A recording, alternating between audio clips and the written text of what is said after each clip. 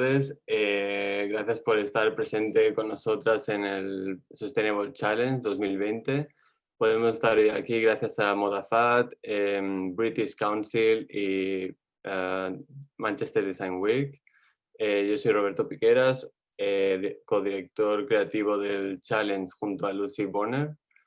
En el día de hoy vamos a presenciar los proyectos de los participantes que han estado desarrollando durante toda esta semana y básicamente os doy la intro a mi coworker Lucy para que os guiará durante la sesión del día de hoy, y mil gracias por participar a todos los participantes del challenge y todas las personas que han hecho posible que esto esté sucediendo hoy.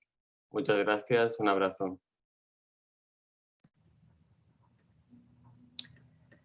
Thank you very much, Roberto, and welcome all. It really is my pleasure to welcome you to Sustainable Challenge and guide you through the responses and introduce you to our wonderful participants and institutional supporters.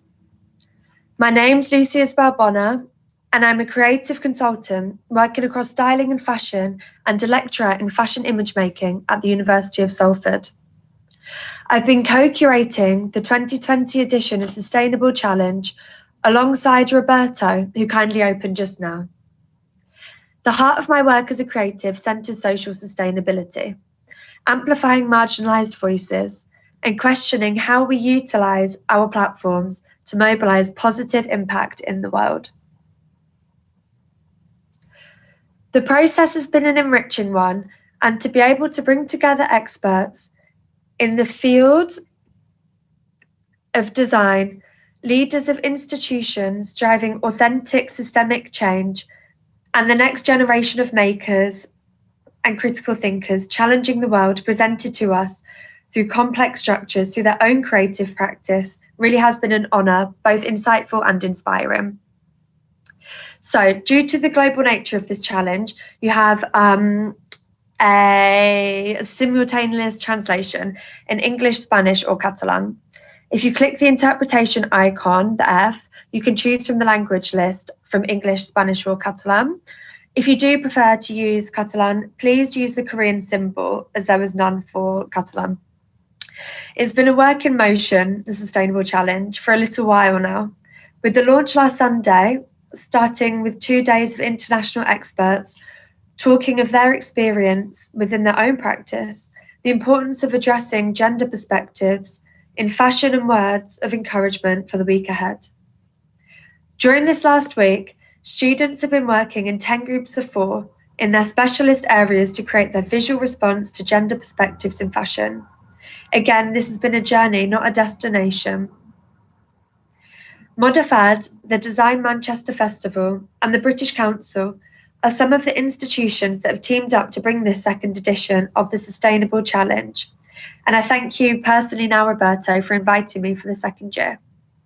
It's been a creation marathon where new approaches will be focused and proposals will be developed in the field of fashion, such as design, pattern making, marketing, specialised press, retail design, casting, photography or styling. But as we all know as creatives, there is no one size fits all. This has been an interfluid discovery. The students from Spain and English universities are advised by experts of both nationalities, and the final presentation session starts now. I introduce now Nuria from MODA-FAD. Thank you. Buenas tardes a todos y a todas. Por fin hemos llegado al día de las presentaciones de vuestros proyectos y estamos muy ilusionados en conocer el desarrollo del resultado. Sobre todo, lo que esperamos y deseamos es que haya sido una experiencia muy útil y enriquecedora para vosotros, y que las reflexiones que os ha obligado de alguna manera, y también vuestra investigación para llegar a posibles soluciones para este reto, supongan una manera renovada de ver la moda y haya afianzado vuestros valores. Esperamos que el componente de networking internacional que ha conllevado os haya servido para intercambiar puntos de vista y experiencias con personas con las que posiblemente de otra forma no hubiera sido posible. Y nos encantará si a raíz de vuestro trabajo en equipo pues nacen conexiones, afectos, afinidades que puedan ser útiles en colaboraciones futuras. Quiero volver a agradeceros vuestra participación en este Sustainable Challenge por una moda más inclusiva, así como la implicación del British Council y el Design Manchester, gracias a quienes hemos podido realizar una edición internacional. También agradecer el apoyo del Ayuntamiento de Barcelona y también al trabajo realizado con entusiasmo por Roberto Piqueras y por Lucy-Isobel Bonner. Gracias a todos y cedo la palabra. Thank you very much, Nuria. The work with MODA-FAD is so important to cultivate this generation of thinkers across all benchmarks of fashion. It's so important we have these institutions in place to really be supporting the next generation. This leads me next into our partner, which is a pleasure for me because it's super local. Malcolm Garrett is the Artistic Director of Design Manchester and Manchester Design Week, which I believe the event today, right now, is actually closing. Hello, Malcolm, and welcome. Hola y bienvenida. I am Malcolm Garrett. I'm one of the artistic directors of Design Manchester. Design Manchester is an annual festival of design running since 2013 with 3 other partners, John Owens, Fiona McGarver and Casper de Graaf. We launched with a single conference which we held in Manchester Town Hall to be deliberately in the presence of the City Council, underlining the value of design to the city's economic, academic and social well-being. Our principal purpose was to celebrate the 175th anniversary of Manchester School of Art, which is the oldest undergraduate school of art in the UK, having been opened in 1838 as a school of design in support of the textiles and ceramic industries in the north of England. I am proud to be a graduate of Manchester School of Art, so this was a special honour for me to help organise that conference. Since then, Design Manchester has grown year on year, with more events, more disciplines represented, more partners, more venues, and more projects. Last year, we hosted and partnered over 50 events over the 2 weeks of the festival. Many, like this Sustainable Challenge, designed to engage festival visitors in active participation. This year, of course, we cannot hold any actual events, so we've seized the opportunity to explore the international links that we have made over the years with numerous designers and organisations. It was always our ambition to stage co-located events between contributors in different countries, and this year we are delighted to be doing just that. Our mission this year is to go global, stay local. We have co-hosted events as part of Dutch Design Week, which preceded us. We've welcomed support from Birmingham Design Festival, who were also unable to stage any events this year. And I'm delighted and excited to welcome you to this collaboration between Design Manchester, MODA-FAD, and the British Council at Barcelona Design Week. A week ago, we hosted a day-long co-located workshop with design academies in Salford, Manchester, Birmingham, Berlin, Stuttgart, Dortmund, Rotterdam, and of course, Barcelona. During the 7-hour session, 150 students and staff generated 640,000 digital collaborative artworks, an amazing achievement. And as you will hear from my colleagues shortly, the Sustainable Challenge is a collaboration with students from numerous design schools across Spain and the UK. The challenge is a week-long workshop launched last weekend with 8 experts talks. And it's been a real pleasure working with the 2 curators throughout the period, throughout the process, Lucy Bonner in the UK and Roberto Piqueras in Barcelona. It's been a pleasure for me to help organise the Sustainable Challenge. And I'm delighted to be here at this final presentation of the student projects. So I will now hand you back to my colleagues to tell you more. Muchas gracias. Thank you so much, Malcolm. I hope you can probably get a bit of a celebration or at least some rest now after the crazy past weeks. This whole notion of staying local but acting global is at the heart of everything we've been doing. And it really is a luxury within itself to be staying safe behind closed doors as a global citizen, but be, if anything, more free to collaborate internationally. Next up, it's an absolute honour to introduce Ludovic Asamat, the Head of Arts at British Council Spain. The work British Council are doing to amplify and champion creatives, celebrating the sector across all disciplines, cannot be commended enough. I welcome Ludovic now to introduce himself and the work being done over at British Council Spain. Thank you, Ludovic. Hello everyone, and welcome to this final presentation. I'm delighted, I'm really happy to attend these presentations and to discover more and what kind of solutions and ideas you've created remotely in your teams. For the British Council, these activities such as the Sustainable Challenge are key in our program and our strategy, because they enable a greater cooperation beyond borders, a greater understanding between creators and the audience, and also a greater mobility of talents and ideas that makes our sector more connected and at the same time with greater skills. As I mentioned before, our program Sustainable Makers will carry on bringing the innovation to the fashion sector in the following month and years as well. And I'm really happy to announce that we are inviting all participants, all of you, to the virtual study visit to the UK in February 2021. It's a networking event and exchange with the best designers, researchers, brands, professionals from this sector, and I'll send you more information about this study visit after Christmas.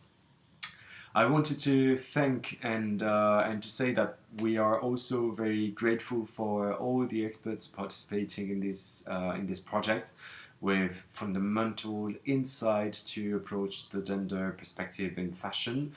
I wanted to thank as well our partner MODA-FAD, Design Manchester, and also our collaborators such as Barcelona City Council, the Catalan Regional Government, and also the Foreign, Commonwealth and Development Office of the United Kingdom.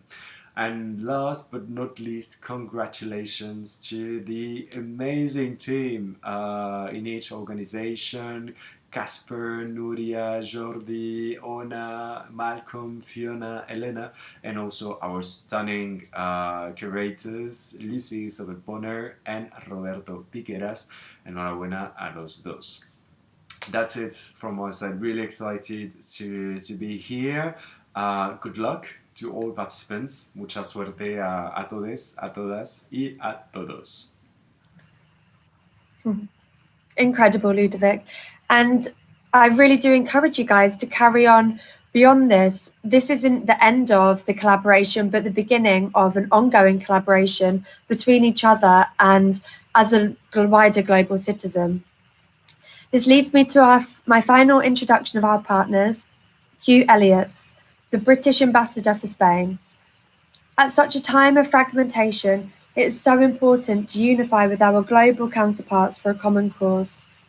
Thank you very much, Hugh, and welcome. Hello, I'm Hugh Elliott, the British Ambassador, and it's a great pleasure to open virtually your presentation of prospects for Sustainable Challenge. I'm actually recording this video on Friday afternoon from my office, where there are some pretty spectacular views. I'll try and sort of turn around to show you this. This is what I'm looking at right now. So, on the 40th floor of the Torre Espacio in Madrid. So from the Torre Espacio, a warm welcome to your project presentation. And I said, you know, we come to the embassy maybe once or twice, if that, a week. Most of us are working remotely because these are, you know, particularly special and difficult times. And I think that Sustainable Challenge, which you've been working on, is a fantastic example of resilience in these difficult times, because despite the mobility restrictions, you know, all 40 participants have been able to, you know, work collaboratively, to exchange, to discuss your projects. And despite the anxiety of the situation, you've been able to think about the future and to create interesting, inclusive projects for the fashion industry. And despite the isolation, because we're all living this very strange world in which we are remarkably cut off in some ways, you have been able to bring together collective answers to do something which is really quite important, which is to do your bit for building a better world. So congratulations really to all of you. This sort of challenge is going to make a huge difference for society. The fashion industry in the UK is worth £26 billion, and with 800,000 people working in it. It's the largest creative industry, so anything that you do within this is definitely going to have a big impact. And us in the Foreign, Commonwealth and Development Office, we are very happy to contribute towards this exchange between our two countries. And I wanted to thank our partners in this project as well, MODA-FAD, design manufacturer, British Council, the Ajuntament de Barcelona, and the Generalitat de Catalunya. So thank you very much to our partners, and looking forward to discovering your projects and hearing more about them. And I hope you enjoy hearing each other's. Thank you. Thank you all for your introduction. The role of culture in cultivating important but often complex dialogue as a design tool for communication is crucial. To incubate an international collaboration of this nature is a blessing for you all to contribute, facilitate, and really be involved in Sustainable Challenge 2020. It's truly appreciated. To allow a generation of future thinkers to practically engage with one another and present their vision on a global stage at a time where everything feels like a challenge can be nothing but celebrated. Myself and Roberto, with the support of Onabombe, Malcolm Garrett, and the aforementioned partners, had a challenge within itself. With such a large loaded issue of gender, how do we tackle this? Start thinking about how we address taboos, intersectional debate, and design obstacles throughout our practice. Well, we put out an open call for 40 students of different design disciplines in schools from Spain and the United Kingdom, advised by experts from both nationalities.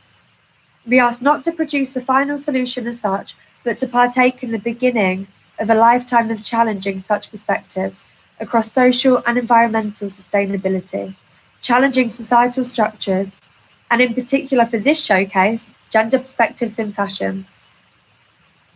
After the heavy screening process, Roberto and I selected the students we felt really would both bring and gain a truly impactful experience that will benefit and drive their later design careers. We designed the open call with some key questions. Really what we wanted was a range of students from multiple disciplines united by one goal: to challenge gender perspectives in fashion. Authenticity and integrity were always going to be key. We are never limited to just one way of addressing the wider world. We need to embrace an ever-changing landscape with solutions-based thinking and critical analysis of what we are presented. The participants have shown diligence and resilience. There are participants who do not speak English perfectly, but the important thing is to show how technological tools can help us break down language barriers when we work telematically and remotely. Through a globalized world, alone together, we've been chaotic but connected. The empowerment of communication and the importance of gender in this subject matter transcended borders and the language barriers. We're here championing all voices. Even the quietest sounds can have the loudest actions. We're progressing in society's evolution away from the gender binary, but there is so much work to still be done. Addressing appreciation over appropriation, the Sustainable Challenge has become a community of sharing ideas, experiences, and intellect. And I really feel that we've got to know each other on a personal basis as well. The participants worked in 10 mixed groups on developing fashion pieces and concepts that, beyond feminizing men or masculinizing women, share the goal of blurring the division and contributing to doing away with stereotypes and labels. This creative series that focuses on new approaches, developing proposals in fashion-related fields such as design, pattern cutting, marketing, specialized journalism, retail design, casting, photography, and styling, amidst this capital-centric design focus, by ridding all commerciality, the students had total creative freedom. It's the greatest joy to now introduce our first team. Centering casting but crossing multiple disciplines of gender and fashion, here is our first team, Team 1. Do you want to introduce yourselves and your project?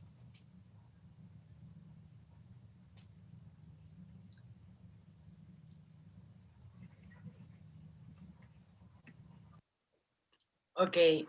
Hi, everyone, and welcome to the Sustainable Challenge in Gender Perspective of Fashion 2020.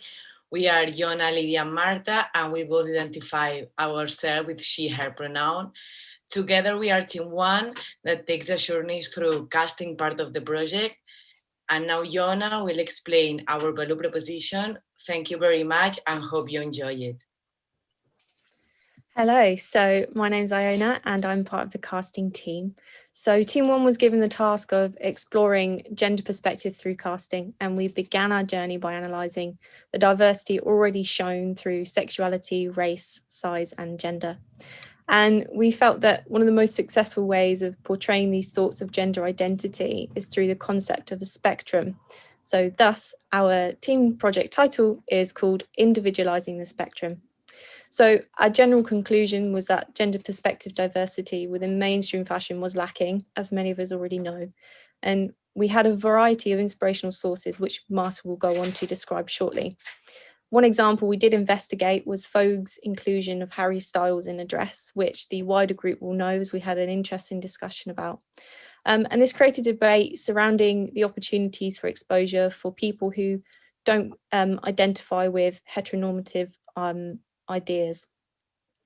So debate and discussion were a crucial part of our team project, as promoting diverse casting is a challenging topic to create original visuals for without taking lots of inspiration from work already out there.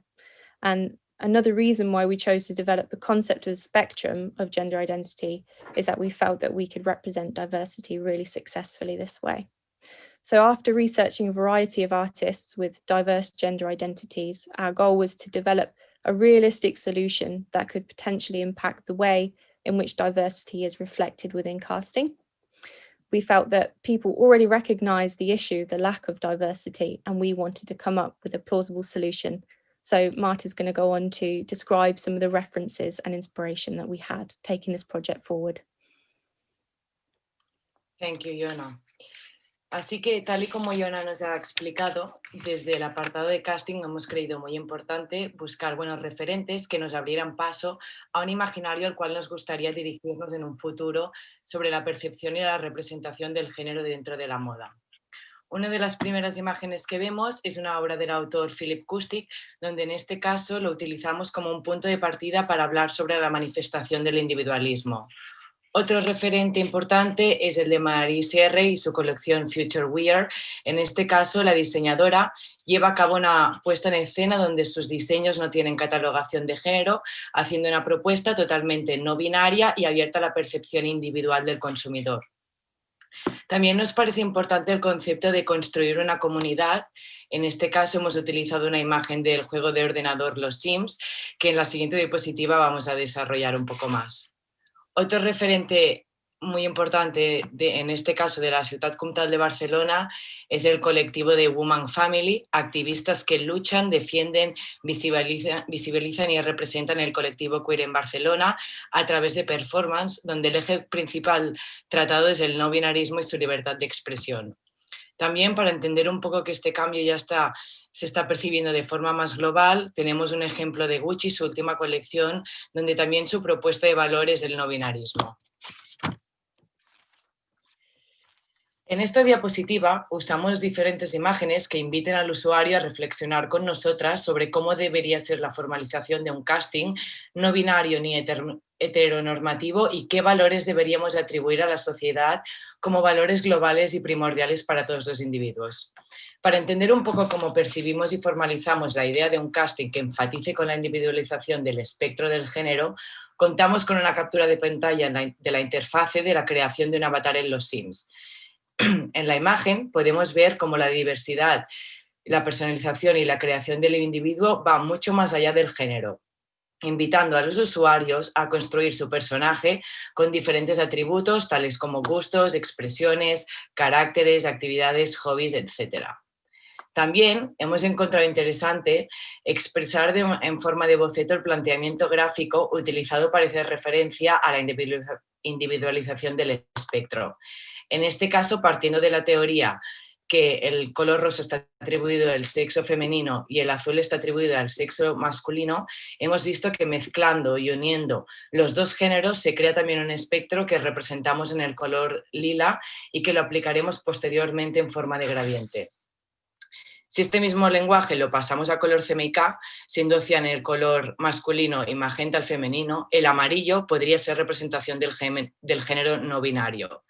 Hemos utilizado el amarillo como componente del color verde, que para nosotros expresa y simboliza la libertad. También apostamos por una gama de grises contempladas en laca en el código CMYK para representar la fluidez comprendida dentro del espectro de los géneros. Ahora Lidia os va a explicar nuestra propuesta sobre cómo formalizamos la idea de un casting no binario de una forma eficaz, rentable y asequible para todas. Muchas gracias. So, as a large number of the issues surrounding the gender in fashion stem from casting models for photo shoots and campaigns in general, as a group we came up with the simple solution to help tackle this issue and make a shopping experience beneficial for both the consumer and the brand. So our proposition is to cast several diverse models for initial photographic product shoot.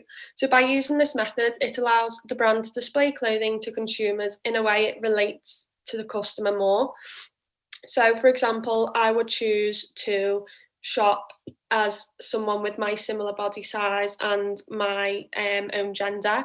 So this tackles an element of the gender and fashion issue because it makes people feel as if they can shop as if a product would look like themselves. So this would also tackle the sustainability issue, as it would reduce waste if people could see a product on themselves rather than judging it from someone with a different body type. Maybe they like wearing feminine clothes and they have a masculine body.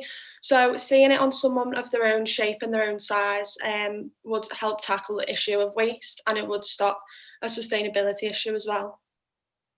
So that brings us to the end of our casting function. So thank you for listening.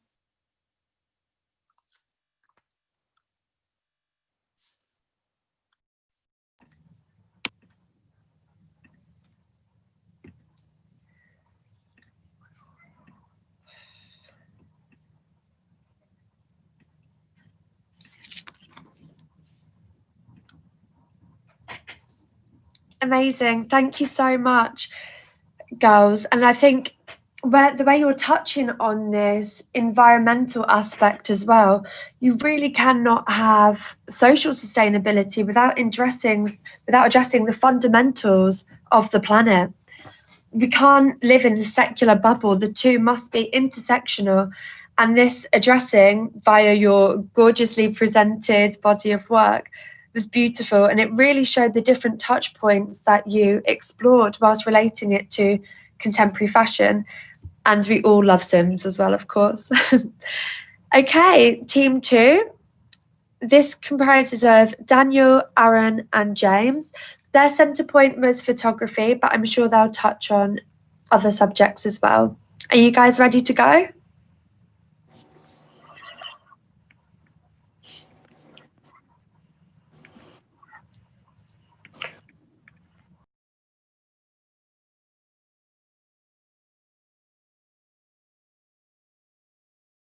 Hiya, how are we doing? I'm good, thank you. How are you? I'm not too bad. It's just raining over here, so I'm just gloomy outside.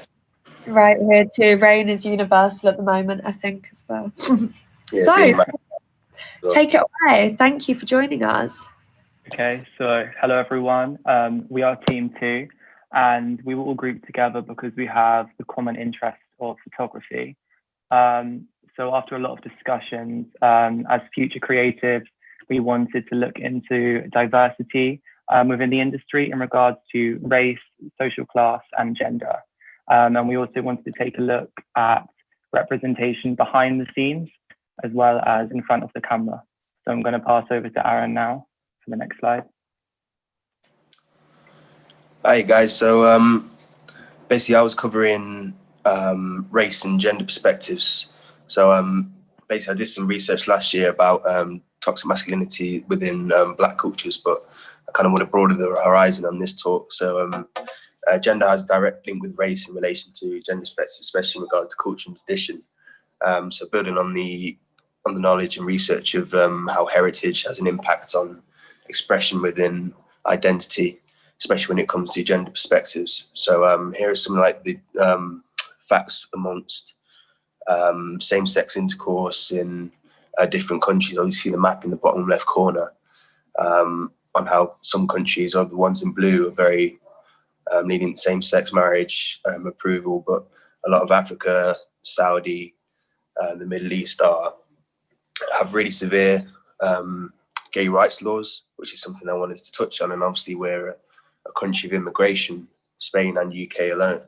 So I wanted to basically build upon the fact that and express how cultures who come across to our countries are still held up with prejudice and still held up in those kind of heritage lock-in laws, which apply through family. So it's something that I wanted to express with my photography side of it, and maybe allow some support through a structure which supports immigrants in the creative industry who basically want to speak out and have a voice. So we've gone to the next slide.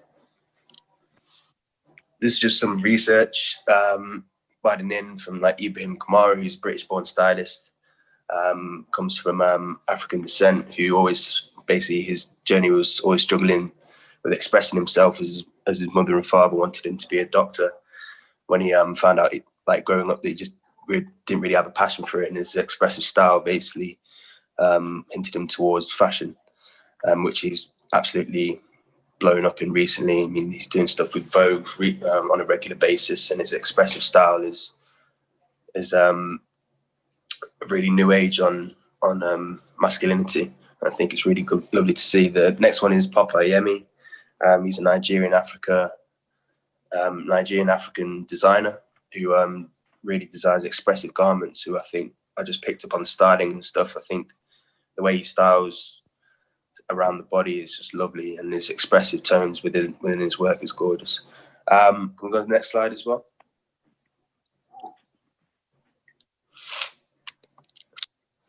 So this is research into a bit of theory with African masculinities and Jamaican masculinities. African masculinities, heritage-wise, is very strict. If you go back history-wise, it's one of the first kind of continents to actually include gender fluid. But as they got through, especially through the slavery period, that stuff starting to tighten up, and it became really defensive. So you can see that relation with issues regarding culture really tighten up. And then, like I said, I come from Jamaican descent, so I can speak on this. Jamaican's an incredibly toxic country. I think it's third in homicide rates, and most of them are from disputes, and they have absolutely no policy within gay rights. So I kind of wanted to express that through my work over here, and how the UK, along with Spain, is promoting something which is really nice to see. That's one of my pictures from last year's work. On the last slide. So this is basically kind of the proposal that I wanted to add. I wanted to basically get to like 8 to 10 creatives who come from really hostile countries, who haven't been able to express themselves properly. So I basically wanted to do something similar to like the Pause Boys campaign. So interview and pick out a load of pieces of garments and allow them to dress themselves. But yeah, that was my proposal. I'll pass it on to you, James. Cool, thank you. No worries. So I looked into fashion and social class. So the quotes just sort of around the screen, around the images, are all from people within the creative industry and their views and sort of knowledge on social class within the industry. So obviously, as you can see, it's dominated by mainly middle-class white males, and it's a very classist industry. So I looked into how fashion fetishizes and feeds off the working class quite a lot. So your gender, culture, sexuality, identity can be subjected to exploitation, and it can be appropriated as trendy. So a lot of brands, they don't often have the creatives in their teams that sort of know about issues and can talk and speak on these issues. So there are a lot of problems that arise from this. These are just a couple of words that I found sort of linked together. So alongside this, fashion also looks down upon the working class, especially looking in Burberry and the Novacek, and it was worn so much by working class people that Burberry disliked this. Eventually, they've sort of moved away a lot from this because of the negative stereotypes that sort of fashionistas have of this. So I also wanted to look into privilege and how this comes into play in regards to gender and social class. So obviously there are some white males here dressing in sort of more of a working class aesthetic and glamorizing this. But also on the flip side, there's obviously child workers in developing countries that are exploited and used in the industry in this way. So just wanted to end my little bit on this question. So how can we get class equality behind the screen as well as in front of it? So I'm going to pass on to Danielle now for the final part of our presentation.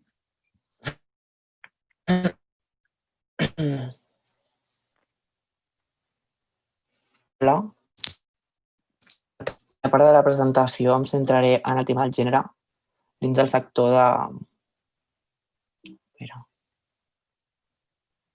Ai. Se m'escolta, oi? Bueno, em centraré en el tema del gènere dins del sector de la fotografia. Llavors, avui en dia podem imaginar-nos i donar per fet que una gran de les empreses utilitzen una gran diversitat de models que solen mostrar en les passarel·les, en fashion films, en imatges publicitàries, etc. I personalment mai m'ho havia preguntat fins que ho vam parlar amb el nostre equip. Això de que darrere de les càmeres sol haver l'home blanc d'una certa classe social tirant cap alta, adults i cis heterosexuals. Homes que utilitzen aquesta tendència de diversitat per mostrar o veure un producte o servei. I llavors, basant-me en la meva pròpia experiència, vaig començar a recordar diverses de les vegades que vaig fer de model, d'extra o vaig participar en algun càsting. I, efectivament, les persones que treballaven darrere de les càmeres eren hegemòniques i estaven dins de l'elenc del que s'institueix com a normatiu. I us parlo de les persones que jo podia arribar a veure com a simple model o extra. O sigui, imagineu-vos els treballadors interns que són com els ajudants, els que treballen al transport o els productors. Llavors, avui us anava a fer una petita explicació sobre una experiència que va tenir lloc el passat 14 de setembre, i és que la cantant i productora Arca va publicar una publicació a Instagram d'una espècie de càsting per fer unes fotografies les quals buscaven persones transgènere, transsexuals i transformistes, de la qual vaig ser seleccionada. I jo, sincerament, em moria de la vergonya, però alhora tenia com moltes ganes. El fet és que estàvem totes allà i es va formar com una espècie de bombolla de germanor i de poder, la qual no vam sentir rebuts per ningú ni per res. Caminàvem totes juntes pel barri del Raval de Barcelona amb molta seguretat. Next. Please. Llavors, us explico... Next slide. Ok, thank you. Us explico aquesta experiència perquè darrere de les càmeres hi havia un equip molt bo, fotògrafs com Carlota Guerrero, Leo Adef, l'estilista Aika Moshita, que són persones de l'escena que són o busquen treballar amb persones diversificades. Aquí us deixo els seus Instagrams. Next. Llavors, la meva conclusió és que encara ens trobem en una gran lluita perquè hi hagi igualtat de treball en totes les identitats de gènere existents. I aquesta experiència jo crec que és un gran exemple de que a poc el gènere entra i dona pas en el sector. Llavors, aquesta diapositiva és la mateixa que la primera, però he canviat. O sigui, abans estava jo al davant de la càmera, l'home blanc darrere, doncs aquí ho he intercanviat com per fer una petita crítica. Moltes gràcies. Thank you so much, and muchas gracias, everyone. Some of these touch points here really show the complication between the need for changing legislation as well, which is actually something that one of our experts, Eden Lawth, addressed. You know, whether it be the inaccessibility through the arts, through class and arts education, which needs rewriting, through to touching on heritage, which again is such a part of our DNA that can't be omitted throughout our practice. And people like Ib Kamara really are pioneering this new generation and powerful forces of change. And as Daniela said, we need to be able to see ourselves. We want our representation through our images, and it is at the responsibility of casting directors, photographers, through production teams to be able to platform this. So thank you all for your very thorough and personal addressing of these matters. This leads me on now to Team 3. Design is often our first touch point when we consider fashion as a tool for physical embodiment of a complex concept. Team 3 centered this notion and is our next team to present. So welcome all of you. I'll let you introduce yourself and I can't wait to see. Take it away. Hola, buenas tardes a todos. Yo soy Paula. ¿Se me escucha bien? Creo que sí. Bueno, creo que sí. El proyecto que yo presento al grupo 3 está formado por Tony Lluís Ximena Colom, Natalija perdóneme si no lo pronuncio bien, Sustainable, Tarántula Westwood y yo, Paula. Y nuestro proyecto se titula Inequality Stigma y más adelante sabréis por qué. Ha sido un proyecto muy difícil de llevar a cabo y con muchos conflictos, ¿no? Por el tema de estar relacionándonos a distancia, por el tema COVID, por tener muchos puntos de vista. Había mucha diferencia también de generaciones en nuestro equipo, pero creo que hemos trabajado bien en equipo y hemos conseguido un resultado adecuado, ¿no? Bien, quiero partir de esta diapositiva que se muestra un interrogante en ella porque quería comentar un poquito el proceso que hemos realizado a la propuesta, porque empezamos como trabajando muy individualmente cada uno, pensando en sus perspectivas, ¿no? De cómo veíamos la visión de género y cómo podíamos cambiar esto en la moda. Hablamos sobre materiales sostenibles, fibras sostenibles, sobre materiales tecnológicos, ¿no? Porque la tecnología al final estuvimos de acuerdo en que nos iba a acompañar a lo largo de estos años en la moda y cada vez más. Y bueno, hicimos diferentes diseños, más performance, más pensando en un proyecto como de clase, ¿verdad? Y al hablar con los comisarios y hablar sobre el tema, nos dimos cuenta que al diseñar, nuestra función como diseñadores es no dejar fuera a nadie. Y estábamos diseñando nos estábamos dejando fuera a muchísima gente que no podría adquirir estas prendas. Se me quedó a mí grabado un comentario de Roberto que dijo: estáis diseñando para gente rica, no rica, pero para pasarela. Y es verdad, quizá eliminar el género, la palabra masculino, femenino, que al final es un juego de palabras, es una construcción del lenguaje, como dice Judith Butler, es algo que lamentablemente va a costar mucho de hacer. Y el cambio ahora mismo, el conflicto que tenemos ahora es en la calle y es ahora. Y es mucho más profundo que eso. El género influye en muchas cosas. Por lo tanto, no podíamos dejar todo el colectivo, todos los colectivos sociales que hay en la calle y todas las luchas internas que tenían, y no estábamos pensando para nada en ellos y teníamos que centrarnos ahí. Entonces, ¿cuál es nuestra propuesta? Nuestra propuesta nuestra propuesta de valor es dar voz a aquellas personas que no la tienen y hacer en un mismo diseño, juntar en un mismo diseño responsabilidad social y sostenibilidad. Para ello pensamos en crear una prenda que estuviera tatuada, es decir, que tuviera unas cuantas marcas o dibujos o frases en la piel que estuvieran diseñadas por ese propio colectivo, que las pudiera diseñar o dibujar o expresar los que ellos quisieran contar. Por lo tanto, ¿cómo íbamos a hacer esto? Bien, aquí podéis ver algunos referentes. A mí se me viene a la cabeza proyectos como los de Curro Claret, que es un diseñador industrial de aquí de Barcelona, en los que creaba un diseño pero pensaba en todo el proceso y eso quisimos hacer una prenda, de hecho una sudadera, porque creímos que era como la prenda que podía usar todo el mundo y que estaba más a pie de calle y que sabéis que la podéis combinar con lo que queráis y que podéis ver a cualquier persona de cualquier nivel socioeconómico, social con una sudadera.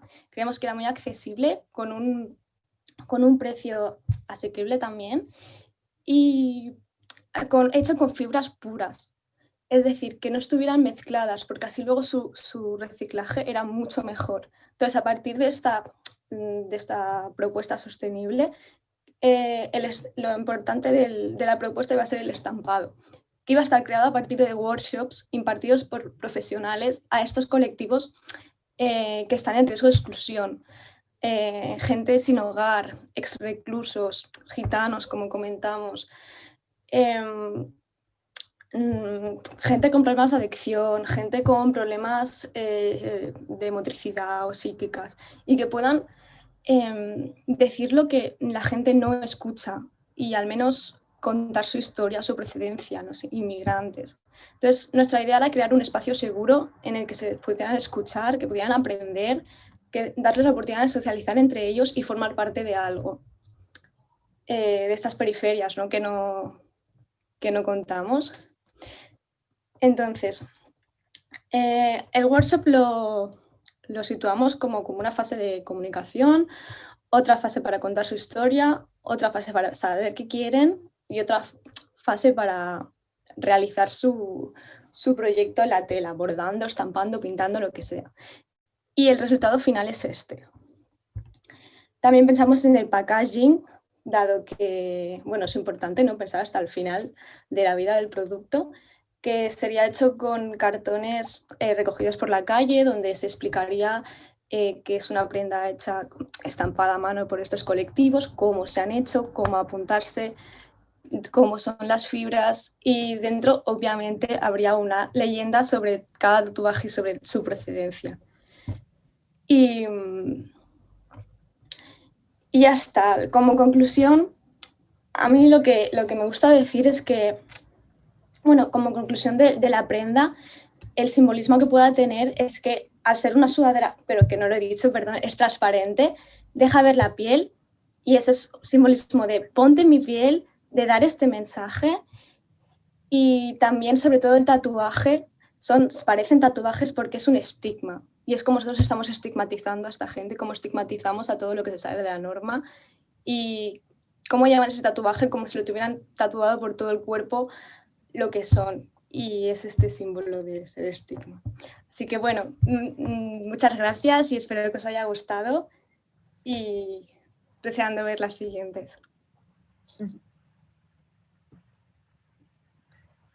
Thank you so much. This combination of listening and learning is beyond important to create this safe space without speaking. Without dominating through speaking, we allow others to mobilize their voices and we learn from others' experience. And that's one thing that personally I'll be taking away from this Sustainable Challenge as well. And the beauty and empowerment in all of your voices and individuals, and how as you come together, that strength just prevails. From a design aspect, this notion of technology, digital futures, and the potential of a biological material is, I don't know, it sounds like something off a sci-fi film, but it's so within our reach. There are the utensils out there in the world, and again, through this innovative thinking and creative approach, as creatives, we're taking on our responsibility to find solutions for this world around us that has been taken from for too long. And it is our time to give back as creatives.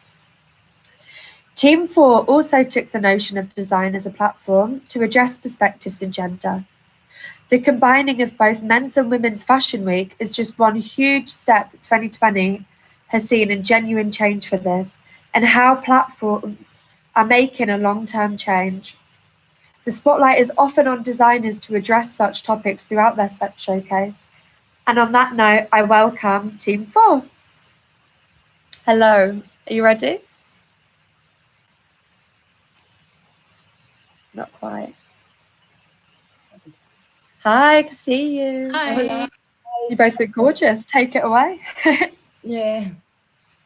Vale. Bueno, hola, somos el grupo 4. Como ha indicado Lucy, nos hemos encargado de la parte de diseño de moda también. En nuestro caso, el equipo está compuesto por Scar Kennedy, Alba Jaurrieta, Chloe Cooper y yo, Melania Wong.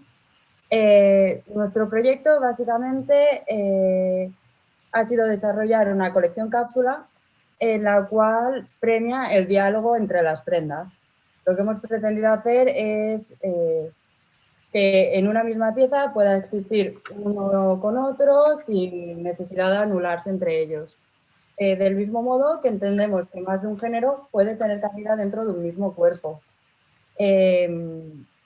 Los diseños que hemos creado se adaptan a diferentes cuerpos al mismo tiempo que muestran diferentes estéticas. El título de nuestra colección es Coexistencia, que significa existir en armonía en un mismo lugar y al mismo tiempo. Es lo que hemos pretendido reflejar con nuestras prendas, dando lugar a prendas con múltiples funciones, con 2 vías de impacto principales. La primera sería como a nivel social, permitiendo que una persona utilice prendas donde pueda expresar su multiplicidad, y otra a nivel medioambiental, ofreciendo a las posibilidades de tener como más prendas dentro de una misma. Entonces, a continuación, mi compañera Scarlett os expresará la inspiración de esta colección. Yeah, hi, I'm Star. So for our inspiration, first thinking path really is consider transhumans in the future, and we were really considering what it means to be human and why we categorize ourselves so much. Why as a species we seem to limit ourselves so much, gender, the social constructs. We then realized that while we were looking to the future, maybe there was a already like an institutions within the species that we already share the planet with. There are that we share the planet with that lack the conventional gender constructs put on ourselves. So this includes cuttlefish, clownfish, and some species of snake. It was from this that we learned about the biological phenomenon known as bilateral gyantropomorphism. So this is when an animal is symmetrically half female and half male, with states coexisting harmoniously in the same organ. This is not a perfect analogy for the human gender spectrum, but we believe really celebrate the multiplicity within creature person. So we chose this as our main inspiration. I'll discuss our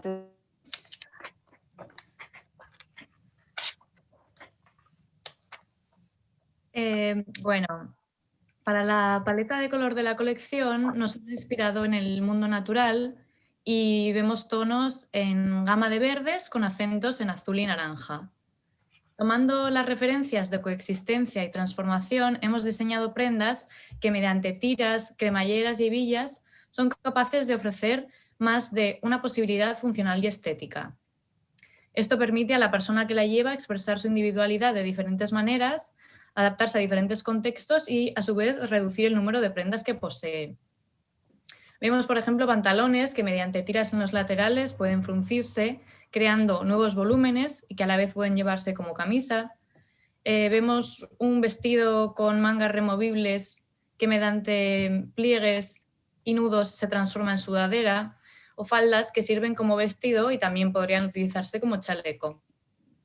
También tenemos mangas que funcionan como perneras de pantalón e incluso un vestido que se convierte en mochila. Para los tejidos de la colección hemos seleccionado telas de gabardina y denim por su rigidez y la posibilidad que ofrece el material para crear volúmenes, y tiras de nylon y cremalleras gruesas para conectar las piezas entre sí.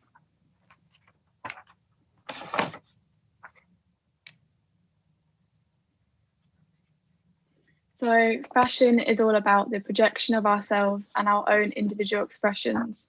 The future of fashion needs to learn to exist outside of the self-limiting two binaries for the industry to become more inclusive and accepting. We conclude that single aesthetic garments limit our gender expression and identity, as they only allow for one way to wear the garment and therefore only one way of self-expression each day. Our conceptual garments for coexistence allow the wearer to have the freedom to move between fluid identities and aesthetics. They can alter their style to reflect their feelings and expressions at any moment of the day. We feel that adaptable design is an important transition for the industry and allows the space for non-binary individuals to exist openly within the world. It also encourages for a more sustainable future for fashion, as it reduces the excessive consumption of clothes and the need to produce multiple items, as our garments are multifunctional. So that concludes our presentation. Thank you for listening. Thank you.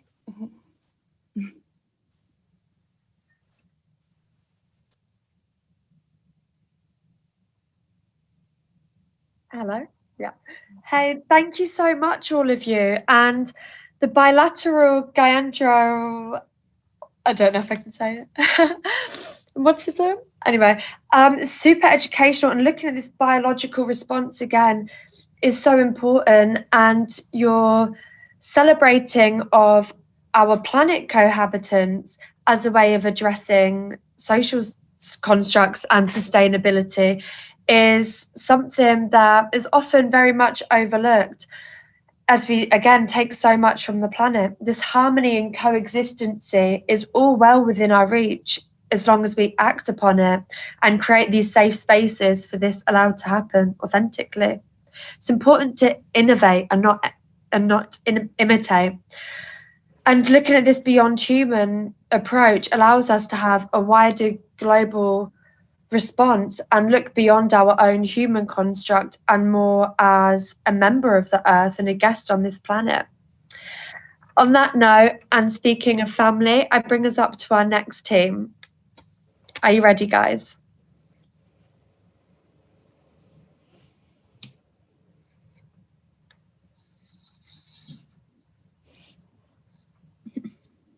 Hiya. Hi, we're Team 5 and we were given the topic of marketing to explore.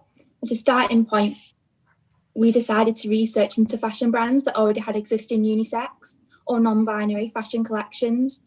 The research that we conducted is as follows. Recently, conversations regarding non-gender conformity through the art of fashion have been increasingly popular. The line between the traditional male and female binaries continues to blur as the cultural expirations of society shift.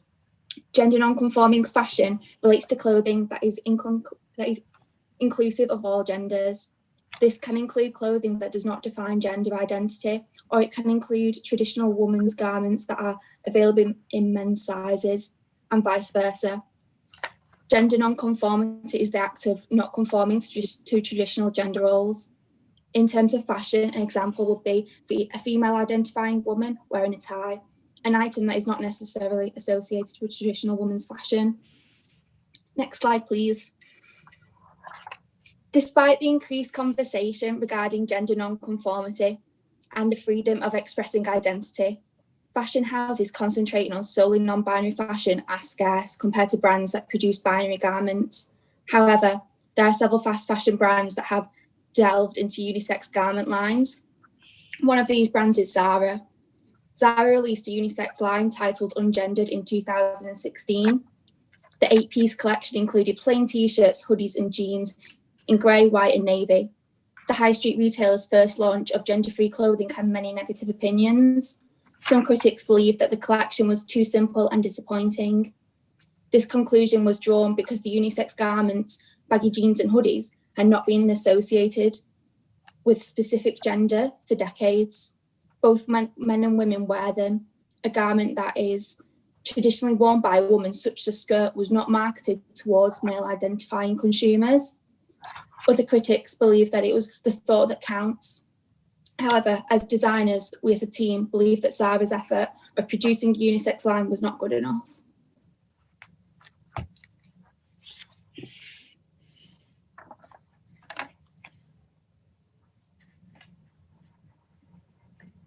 As Zara didn't quite achieve their goal and their desired outcome for their genderless line, we decided to rethink the campaign in a way where it actually reaches and represents genderless and the LGBTQ families. And we wanted to make it fully inclusive, driven by a freer approach of dressing, which didn't limit itself to basic clothing items like t-shirts, jeans, and hoodies that Zara initially used in their campaign. The title we chose for our project was Same Sun, which is based on the concept that we're all equal. We shouldn't judge each other. We shouldn't hold prejudices and just be more united, especially in these times. Clothing items shouldn't be specifically for someone. It should be for whoever wants to wear them, and I hope that's how it's going to be in the future. The imagery that we used for the campaign are directly from the Zara website to stay in line with their style and their imagery. Keeping the backgrounds minimal, the main goal was to put the people wearing the clothing in the foreground, but also to show how any gender can wear anything.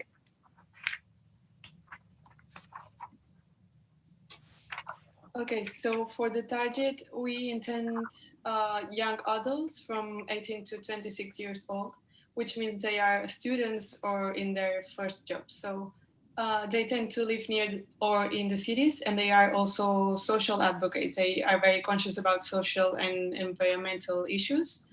And as young adults, they are digital natives, and they use social media as a way to express themselves. They also value being part of a community, and they are very motivated by changing what they think that's unethical. In terms of fashion, they love following trends, but they have a limited budget. That's why they like to thrift shop, or they buy in fast fashion brands, because they like to experiment with their image. Yeah, next slide. Okay, so for this new Zara's line, we came up with this ungendered but also fashionable product that differs from the first 2016 Zara's approach. And we also thought about making it more conscious and use recycled and sustainable fabrics for the garments. Regarding price, we believe that genderless fashion needs to be for everyone. So we will sell it at affordable prices like Zara does now. And with the Same Sun campaign idea, we also create a space online where known people as maybe Just Jacob could be interviewed, and other members could share their experiences, could show how they style the online knit clothing, or simply share their story as a way to connect with other people. To place the garments, we thought about selling it online as a separate line, as we'll show after, and in stores in both gender sections. So in the next slide, you'll see some mock-ups of the line launch on the website and the layout of a specific garment worn by different bodies. So people will see how it will fit anybody.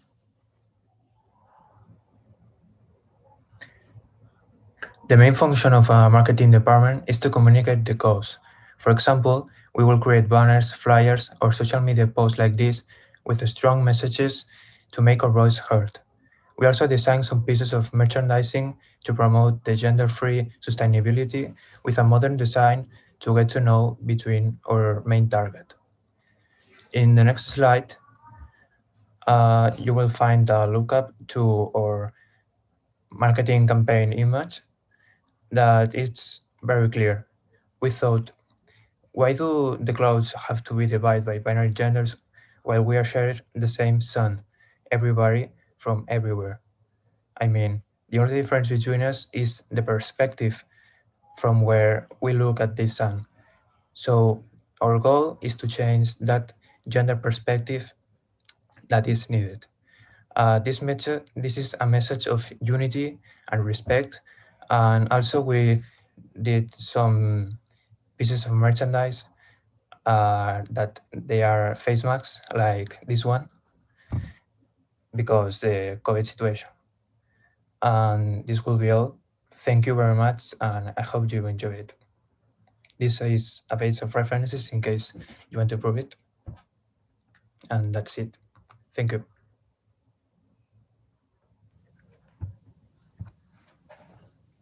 Thank you very much. Commerciality in addressing creativity often needs to be addressed in realistic execution of how we operate as creatives in a capitalist society. While we stress the luxury of this workshop being beyond a monetary value, fashion landscape centers systems and power, and the power of marketing and its influence can never be overlooked. As the team commented on, there's a thing called lip service. You know, where is the authenticity in these fast fashion brands such as Zara, who really do have the power to create long-lasting systemic change through their outreach? Just one of these brands taking on an authentic direction of defining gender or redefining and deconstructing gender can set off a whole industry change. The following team looked at the role of commerciality too and the responsibility it holds. Take it away, Team 5, who's made up of Julia, Andrea, Elizabeth, and Eloise. Hi, my name is Emma Money and I study fashion design at the University of Salford. This is my teammate. Hola, me llamo Tania y estudio diseño de moda en La Llotja, Barcelona. So for our project, we decided that the best way to exemplify our beliefs and what we want our future to look like is by creating our utopian shop. In this presentation, we're going to explain the physicalities of the shop as well as the values that go beyond the shop. So firstly, what are our values? Liberty. It is essential that everyone not only has the freedom to be who they want to be, but to feel supported and comfortable to express themselves. We think that binaries place barriers in expression and liberty. We want to lift these restrictions in the hope that people will buy what they actually want, instead of what they are told are for them. Love. Love is fundamental in a happy life. These next two go hand in hand. We all appreciate someone telling us how amazing we are, even if we don't like to admit it. And the best kind of love is being told that when you know you're being 100% you. Most importantly though, loving who you are. One of my friends said to me, be you for you. It's such a simple statement, but I think it's so powerful, which is why we decided to use it as our motto. Community is also a great help in celebrating parts of our lives, and it makes sure we're eternally learning. We all need to keep learning. That way we progress, and the best way to learn is through community. Truth. Truth is one of the first things I was brought up to always stand by. Once you start to hide, conceal, and maybe even deceive, you are no longer you. And to be quite frank, it's exhausting. Therefore, being you is the best way to free yourself. Fluidity. Personally, I think there is a large proportion of categorization that is unhelpful. In order to expand, you must explore, and exploration is limited when you're stuck in one aisle. I think we are all interlinked, interconnected, and ever-changing. For people to define humans or clothing into one aisle limits their potential, as well as ours. Now Tam will explain how we converted these ideas into a physical shop. Nuestra idea era crear una tienda donde la persona que fuera a comprar se sintiera cómoda al 99%, ya que siendo realistas la perfección no existe. Así que decidimos crear un espacio para que la persona tuviese una experiencia de compra diferente. La ropa de nuestra tienda sería unisex, ya que así nos estaríamos dirigiendo a un público más amplio, y otra de las cosas que queríamos tener en cuenta era el tema de las tallas. Queríamos que cualquier persona con cualquier talla pudiera acceder a la ropa sin sentirse incómoda. Además de ser una tienda de ropa, nos hemos inspirado en las cafeterías, librerías y hemos decidido poner una cafetería dentro de la tienda. Por lo que no solo podríamos mirar o comprar ropa, sino que además podríamos conocer gente nueva. So for the marketing, I created a short clip focusing on our message, and this is also compiled with some advice from my family and my friends. So I hope you enjoyed the clip. The gender binaries are just there across all walks. Hi, my name is Emma.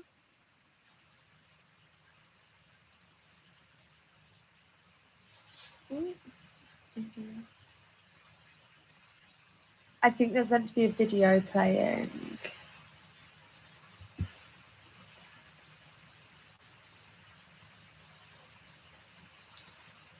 I'll wait for that to come through.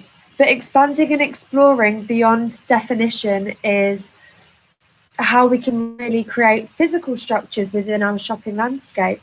The emotion that comes with the retail experience, ultimately, a shop is getting the consumer to spend the money. Well, why do you want to invest the money that you spend your life working for in a space that doesn't represent you and your values? And the opening of that group's presentation with their core values is something that we can set out in all of our daily life. And whether we be working across a more capitalist, retail, commercial structure or something that is way more conceptual, we can never stray too far from our own values. And to have them as a starting point throughout anything we do in life is always so important to bear in mind. Is that us ready for the video?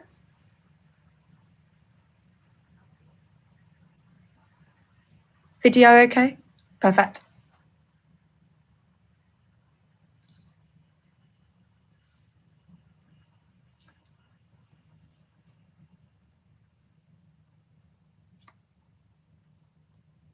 Teenagers, for adults and for the older generation as well. We're innately brought up from birth to be innately male or innately female. The binary should be broken down.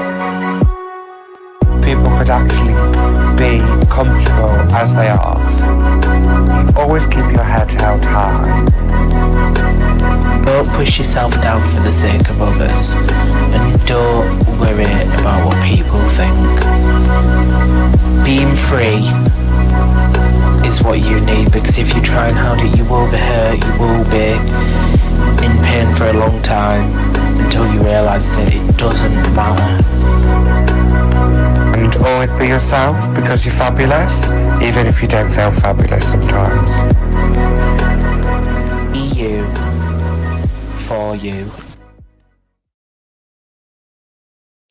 El tema de las tallas ha estado muy presente en nuestro trabajo, ya que queríamos explicar la influencia que tienen los diseñadores a la hora de mostrar su punto de vista sobre el cuerpo perfecto. No todos tenemos las mismas características ni nos veremos como ellos nos muestran. Es importante también para las personas que no se identifican con ningún género. Queríamos mostrar la idea de que nuestra ropa no se clasifica en géneros. Cualquiera puede usar cualquier cosa. Es por eso que creamos nuestra tabla unisex, donde habría diferentes estilos y cortes, tanto para cuerpos rectos, con curvas, altos y pequeños. Our major changes. As Tan has explained about the shop, I would just like to highlight some of the key alterations we want to make in the shopping experience. First of all, the changing rooms. Gender-based changing rooms will be eradicated. Non-binary rooms with true-to-life mirrors and natural lighting will proceed, placing the emphasis on self-love. The next thing is staff training. Understanding and compassion will be at the forefront of staff training, focusing on expanding their minds and the respectful, genuine, warm ways to interact with the customer. Last is community. Communal coffee areas will be a major feature of the shop, providing reading material to educate the customers about gender perspective and other progressive topics to expand their minds. There will also be a wall to place events and expand the community beyond the shop walls. It will also be an area to promote discussion, often with contemplative questions written on the blackboard. Como hemos explicado antes, la palabra NAD significa orgullo y hemos querido representarlo como una bandera usando de fondo el color verde como símbolo de libertad. Thank you for listening, and I hope you enjoyed our presentation. So you can find me and Tan on our Instagram, which is shown on screen at the moment, if you have any further queries or just want to chat to us about anything. Thank you. Thank you so much, Emma and Tan. What a gorgeously presented retail space that I definitely would shop at. Of course, retail is how we bridge the notion of a creative utopia of inclusivity into the mainstream and into changing from the streets, the high streets. This is how we integrate change from a day-to-day normality and within fashion. The retail experience can pose an often uncomfortable surrounding for all areas of the gender spectrum. And this coffee space and as a more community hub and area for education takes it way beyond just the clothes we wear and this safe space again of all people being welcome. So well done for really addressing that under a retail light as well. So Team 7, welcome, take it away. If you'd like to introduce yourself. Hi, thank you, Lucy. Hi everyone, hola a todas. Somos Team 7.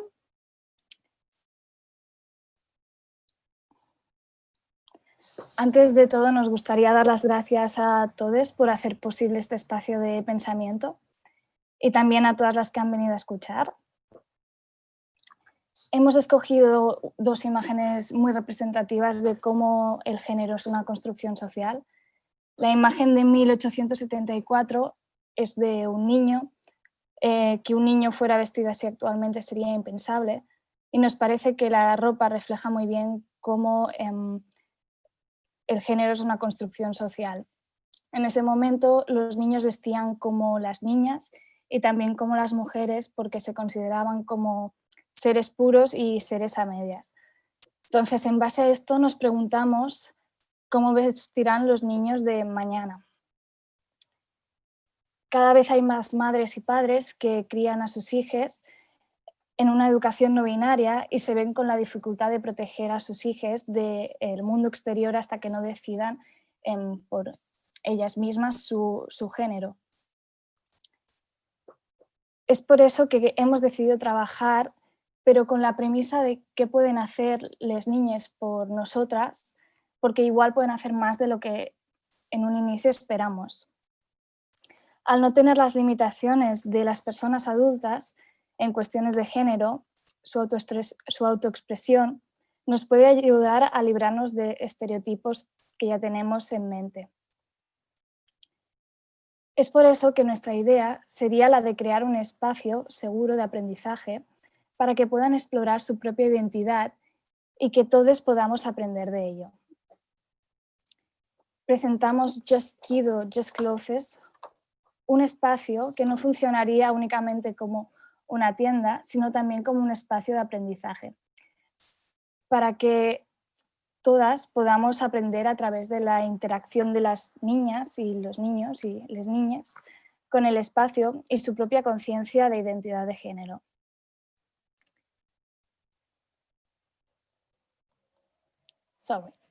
La tienda no tendrá categorías de género y tendrá espacios de lectura. Será abierta para cualquier tipo de familia y nos enfocaríamos en esta edad porque es un momento importante y nos gustaría que en este momento de crecimiento todas las niñas pudieran crecer con valores como la educación y la tolerancia. Os dejo con mi compañera Camila. Hola. Because our concept is a multi-brand store, It will have the capability to showcase and promote all the emerging gender-neutral children clothing brands that are available for us on the market right now. We look for brands that go beyond being just unisex, brands that truly care about kids' experience and their comfort, because it's not about dressing your kid in head-to-toe monochrome colors, although there's nothing wrong with that. But we care more about pushing things forward and bending the rules that were imposed on us since birth. And the most important part here is to allow the kids to self-express. As we know, kids have crazy imagination and creativity, and it can be their superpower, and that superpower can be our fuel for the better, more inclusive future. While we talk about this project, it's important to mention that these ideas push the sustainable fashion solutions as well. The new generation of parents care about what they put on their kids' bodies. The brands would have to aspire to be innovative and use safe, recycled, and organic materials. And our idea of a concept store goes beyond just selling the clothes without gender labels, but also sharing and exchanging knowledge, making sure kids can learn more about how their clothes were made and why it is important to take care of them instead of just throwing all stuff away. We would show the processes of how the plastic bottles get recycled and shredded and made into new wearable fabric, offering tie-dye workshops with the use of natural dyes for kids to get more playful, more engaged, and more hands-on on the creative process of making clothes more personal and unique. It would be an opportunity for them to learn how to mend their existing garments that often need fixing. And we believe kids would love this kind of activity. Our concept store would be the perfect place for not only children, but for whole families to engage in those fun, exciting projects.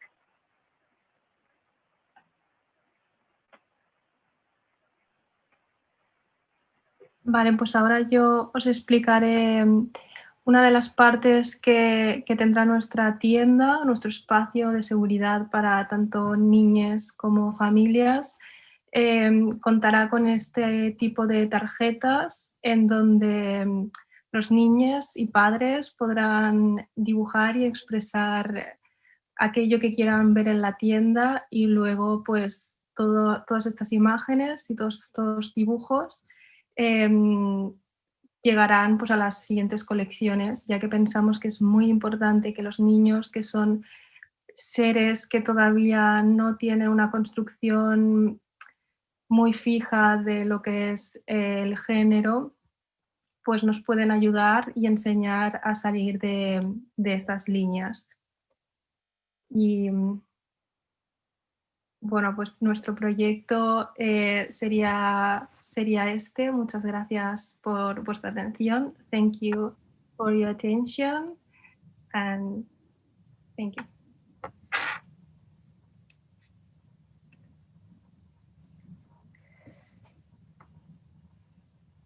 Thank you so much. Thank you. Oh.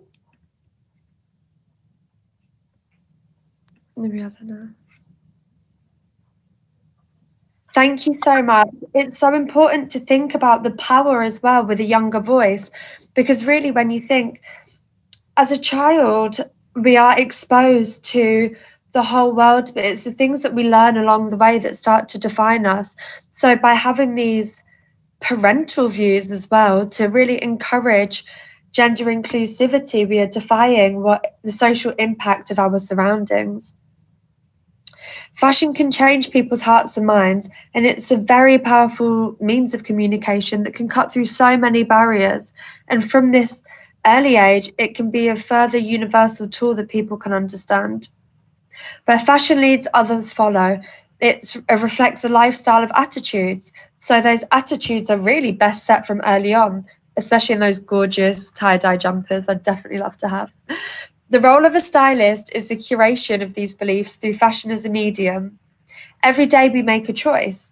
The art of styling spreads beyond just wardrobe, but how we use fashion as a language. The cultural impact of the fashion industry is second to none. It's intrinsic to every decision we make and how we see the world. Fashion as a tool for communication is almost beyond words. We are inundated with fashion from every aspect of our lives, from right at the beginning. And the decisions we make come with great responsibility. With a styling focus but a powerful range of fashion backgrounds, here is Team 9. Ooh. Sorry, it's not Team 9. Hola. Hola, buenas. Hi. Team 8, hello, how are you? Hi. Bueno, nosotros somos Inés, Kaylen, Ye y yo, David, y formamos el grupo 8 que enfocamos el challenge desde la visión del patronaje. Después de las charlas y discutir entre nosotros, llegamos a preguntas como qué es el género, qué significa ser un hombre, qué significa ser una mujer. You can pass to the next slide if you want. Nos decíamos, ¿cómo pretendemos clasificar a una sociedad en dos moldes tan cerrados y definidos? ¿Cómo podemos forzar a seguir una norma establecida para formar parte de un lado o del otro de este binario irreal que ignora toda la diversidad que se encuentra entre la dualidad hombre-mujer de esta construcción social que invisibiliza a todas las disidencias y todo el espectro fuera de ella? Con el proyecto que presentamos y este título de Gender Making, hacemos un guiño al pattern making, al patronaje y a cómo construimos y articulamos este género en la sociedad como si se tratara de patrones. Ahora Inés empezará a enseñar la investigación y el recorrido que hemos realizado estos días y nuestra propuesta y reflexiones. Okay, so the next slide, please. Empezamos el proyecto investigando la parte más social de las diferencias de género, como son los comportamientos y adjetivos que se relacionan con cada género. En esta gráfica, hemos creado esta gráfica para mostrar como claramente estas diferencias. Y vemos una cabeza masculina con el pelo corto y el color azul y la cabeza femenina con el pelo largo y el color rosa. Y podemos ver conceptos alrededor de estas cabezas, como por ejemplo, los hombres no lloran, en cambio las mujeres son emocionales. Evidentemente, estas diferencias se pueden observar también en la moda. Next slide, please. Aquí tenemos un collage con vestimenta femenina y masculina. Como podéis ver, no tenemos ni títulos, porque es evidente de cuál es cuál, ¿no? Y la pregunta es, ¿por qué es evidente? Para entenderlo, tuvimos que viajar en el tiempo, donde encontramos el punto de partida de la situación actual de esta diferencia en la moda. Este punto de partida es la renuncia masculina que ocurrió después de la Revolución Francesa, donde los hombres renunciaron a la manera de vestir más colorida e individualista y crearon una especie de uniforme que ya conocemos como traje. Por ello, podemos ver estas diferencias en la vestimenta, tanto en tipologías de prendas, tejidos, siluetas y patrones. Next slide.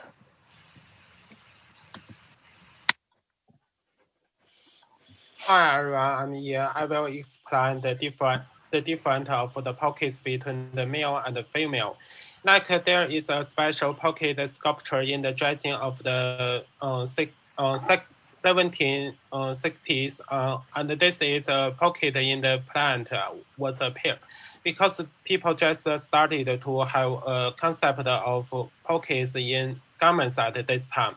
According to the different sculpture between menswear and the women's wear at this time, you know, like menswear is most focused on the functional and the women's wear is focused on there are many plans for decoration with the skirt is more fluffy.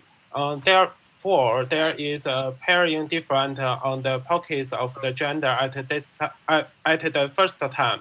The female would like to have the pockets in the plant on garments instead of the pockets on the surface of the garments for overview on the British shape of the clothing.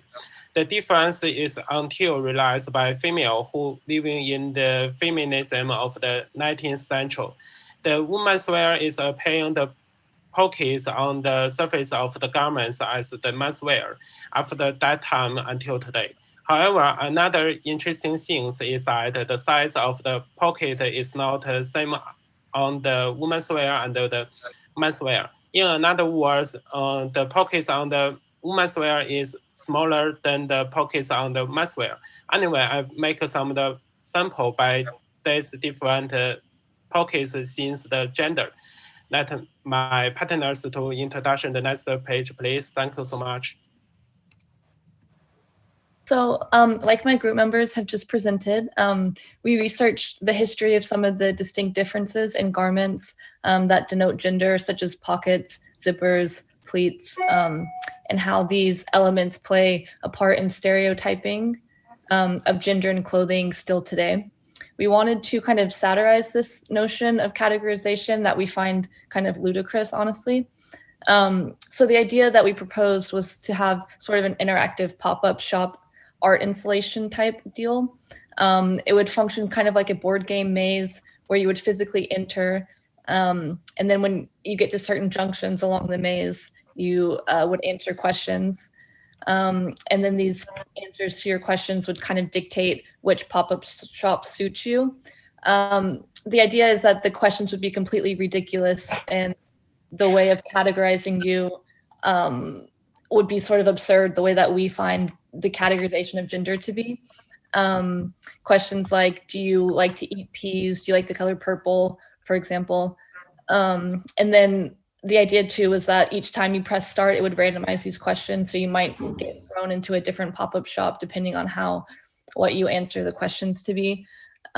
We kind of wanted to make sort of a satire or irony to bring to light the ridiculousness of being directed towards certain clothing for no reason other than what we see as a baseless category of gender.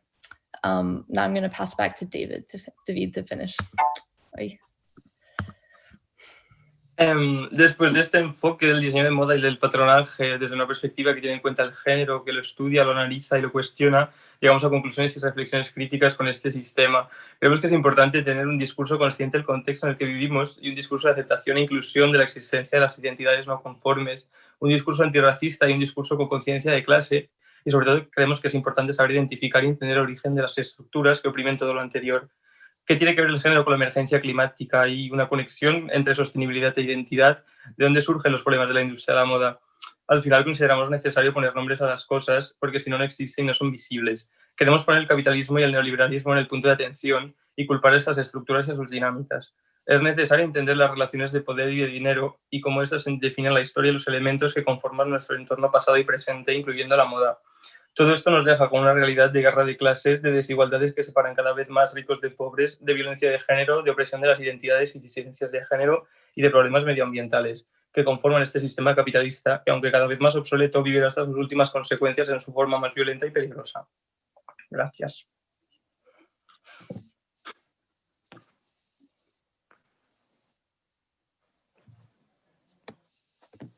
Thank you so much, everyone, and for your articulated response as well.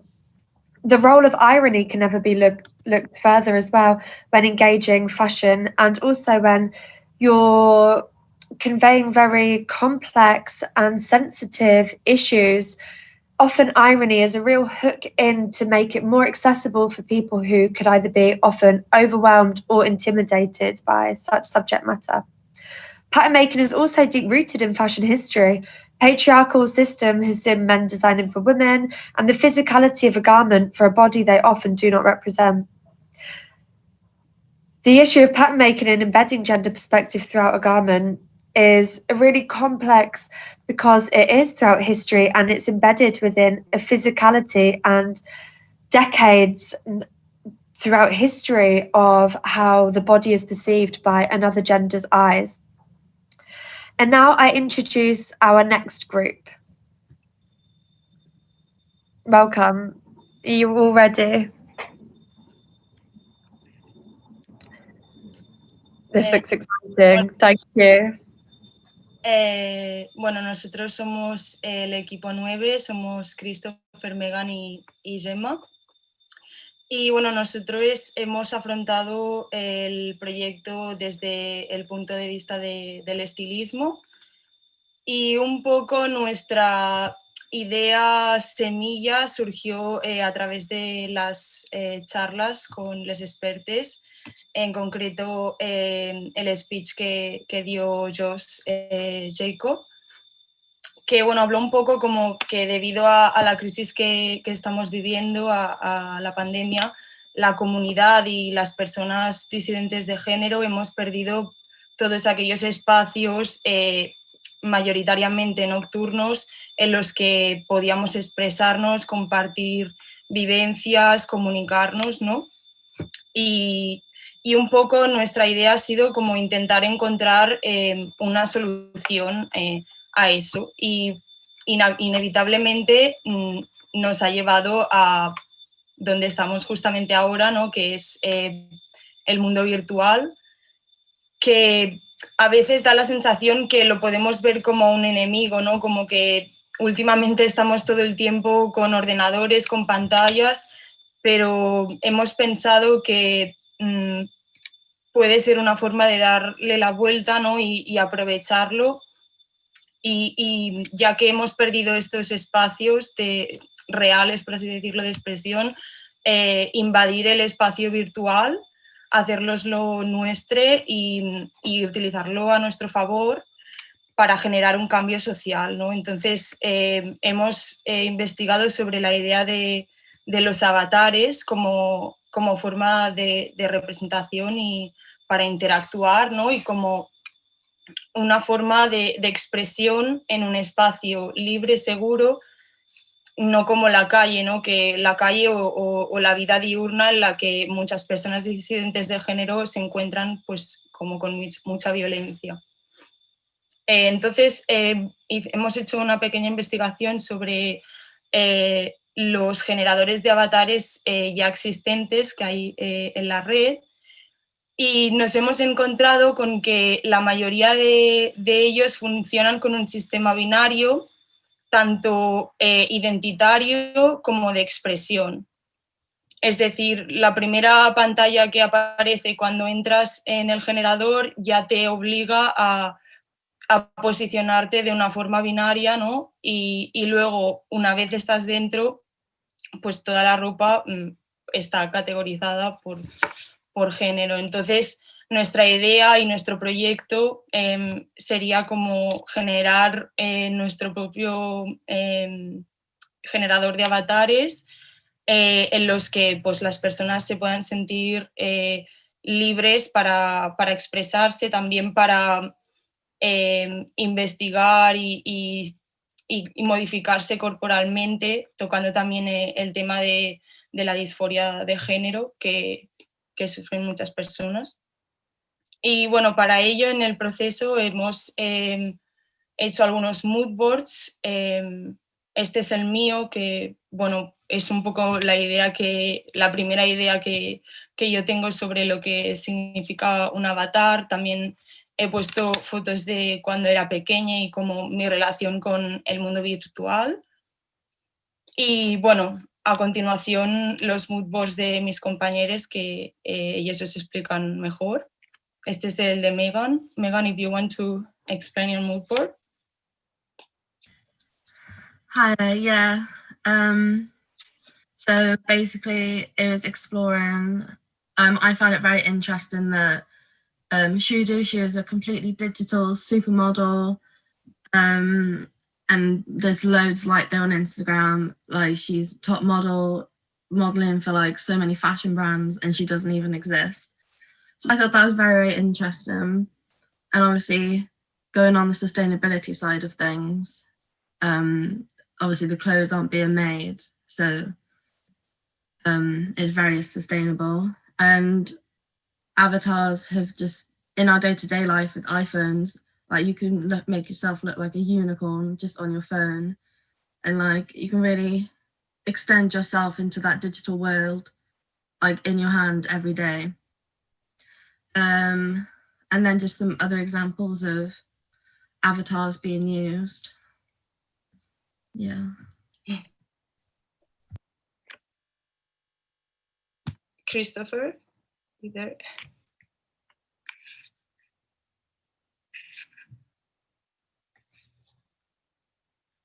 Christopher?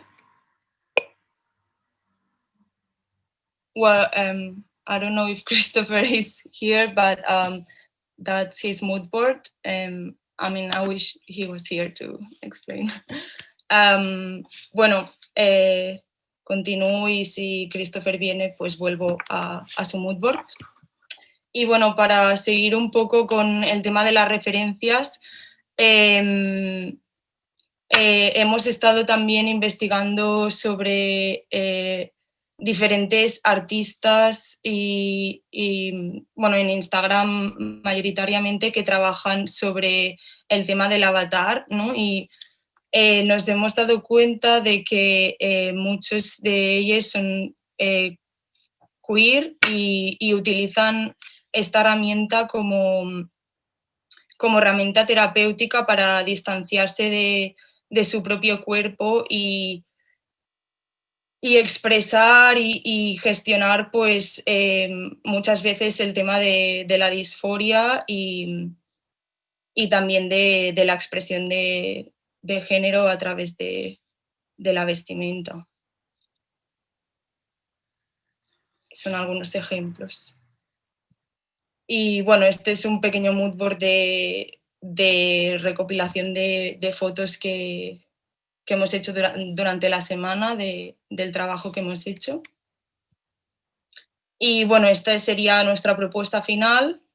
La hemos titulado Welcome to QR Generator, porque bueno, el código QR y como hacer el guiño también al tema queer. Y hemos escrito un pequeño manifiesto que estaría como justo antes de entrar a la página y bueno, no sé si luego tendréis tiempo de leerlo, pero bueno, habla sobre que es un espacio libre de violencias y en el que las personas que entran también pueden interactuar entre sí y crear comunidad y vínculos, si lo desean. Y bueno, estos son los avatares que hemos creado. Este es uno de los avatares que ha creado Christopher. Hemos creado 5 cada uno.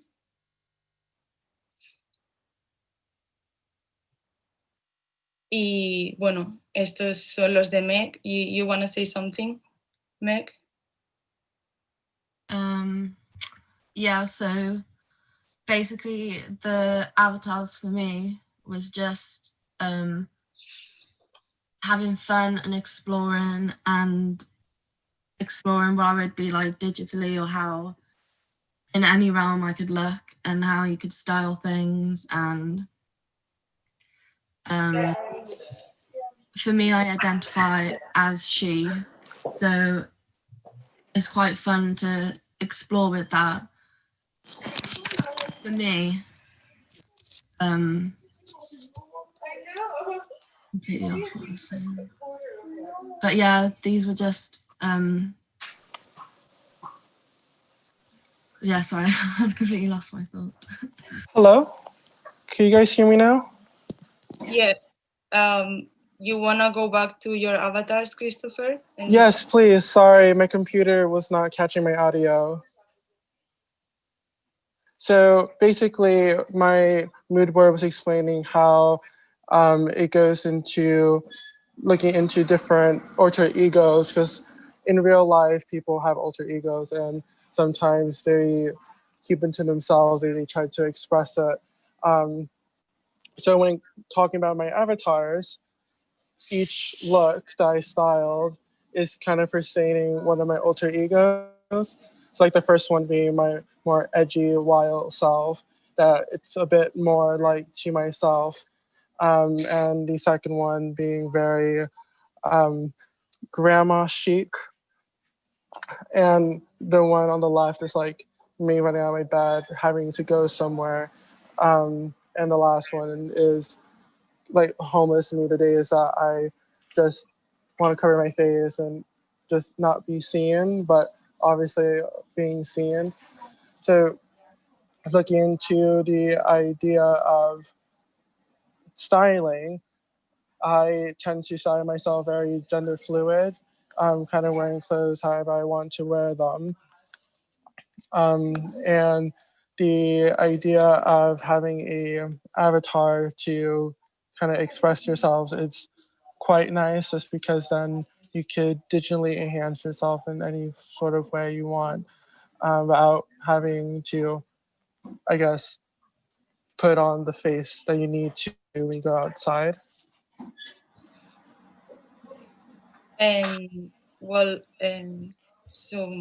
Yo he decidido pues explorar más por el lado de modificar mi cuerpo, porque bueno, como persona no binaria conecto de forma intermitente con la disforia, y ha sido súper terapéutico poder como imágenes mentales que tengo en mi cabeza, poderlas sacar y poderme ver con diferentes cuerpos. Y no sé, pienso realmente que puede ayudar mucho también a otras personas, como verse desde fuera, ¿no? De una forma segura, también íntima, no tiene por qué compartir con nadie. Y no sé, ha sido una experiencia muy interesante. Y para terminar también decir que nuestro proyecto también tiene en cuenta y tiene un punto de vista sostenible, ¿no? Porque es evidente que hay demasiada ropa en el mundo, y nuestra propuesta también incluye una forma de vivir la moda en la que no es necesaria la producción de esta, ¿no? O sea, se puede diseñar ropa, pero se puede pasar como al digital y vivirla y disfrutarla desde nuestros avatares sin tener que hacerla física, ¿no? Y bueno, creo que esto es todo. Muchas gracias.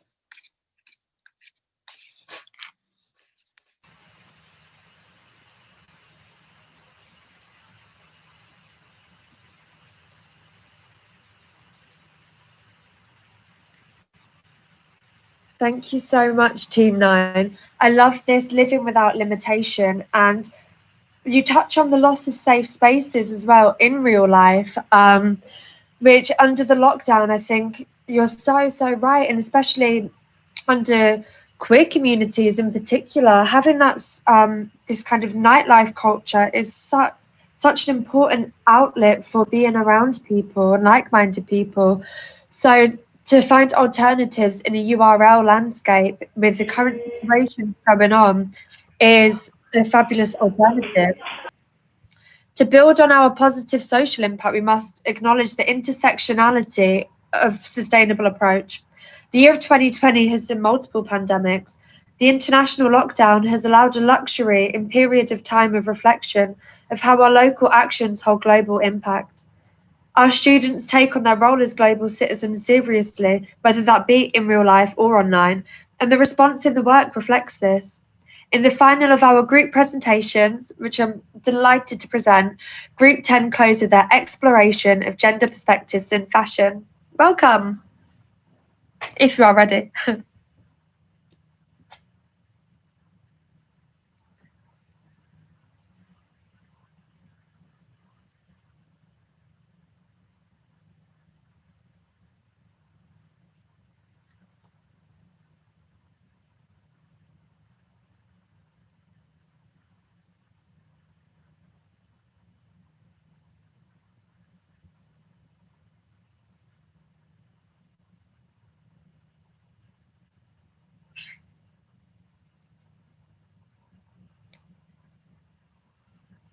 Guys, if you just want to pop your microphones on, that would be fabulous. Ahora, disculpad, es que pensaba que estaba activado. Soy Ismael y bueno, estaré en representación del equipo 10, donde hemos trabajado enfocados en el periodismo especializado. Si algo teníamos claro es que no queríamos enfocar el proyecto como para dar alternativas, me explico. Creemos que las alternativas, más allá del concepto a nivel social, están muy supeditadas a una idea predominante y que no parte de una situación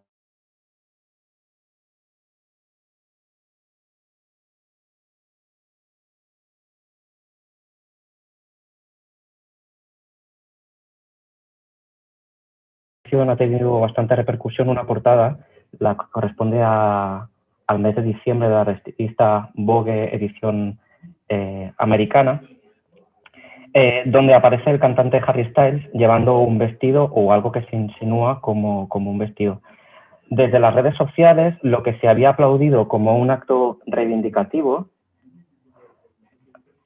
se ha tachado como discriminativo por parte de referentes del movimiento LGTBIQ. Se utiliza la premisa de hombre blanco, joven, rico, heterosexual, como una idea no inclusiva y no reivindicativa. Entonces, nos planteábamos hasta qué punto el sistema mercantiliza con lo que sean las diversidades.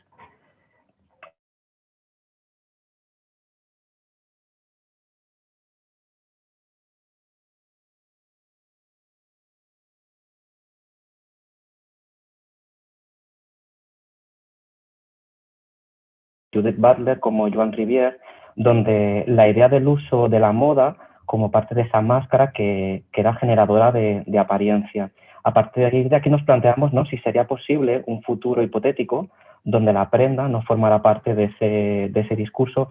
Es más, ¿no?, hasta qué punto, qué elementos han influenciado al ser humano actual para dotar de género sexo a una prenda. Creemos que los procesos del aprendizaje instaurados en nuestra sociedad de pensamiento heteropatriarcal han sido los responsables, ¿no?, de esta identificación y sexualización de los objetos en sí. En este caso, la misma prenda, ¿no? Nuestro interés no es crear objetos de uso a gender, ya que tenemos la idea de que clasificar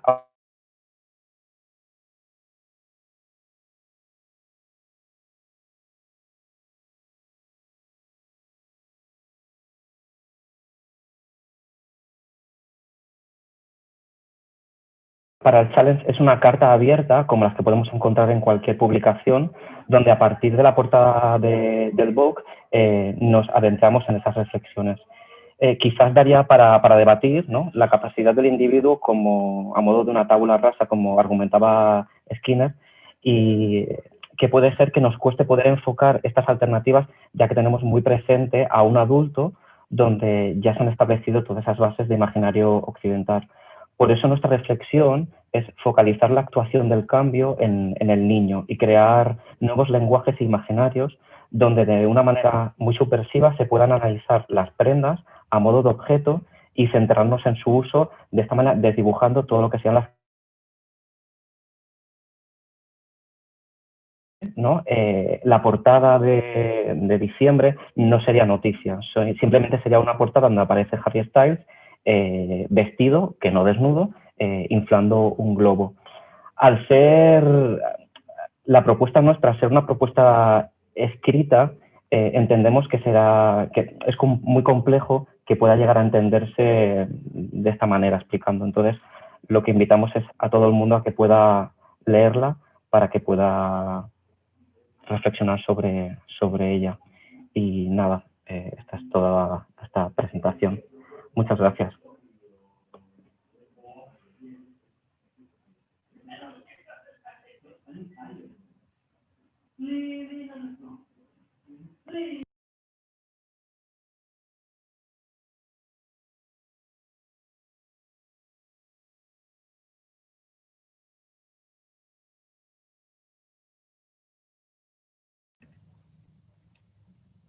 Thank you so much. I want to thank each of the students for their individual contribution, teamwork, for educating myself and for others. For all of you for joining us as well, not only this evening, but all the way through the week, for your feedback and for the expert talks, everyone who's contributed every step of the way. This art of collaboration is age-old, but has never been so important. To address complexities within societal structures will never be an easy task, but one takeaway we can all gain from this series is the strength and power of unified voices when our people come together. Behind the scenes, we've built a community. This is beyond any start or finish date. These life experiences are really what builds us as humans, creating deep, meaningful connection. Across the week, there has been a melting pot of ideas. There have been debates from Harry Styles in Vogue to occupation of public spaces.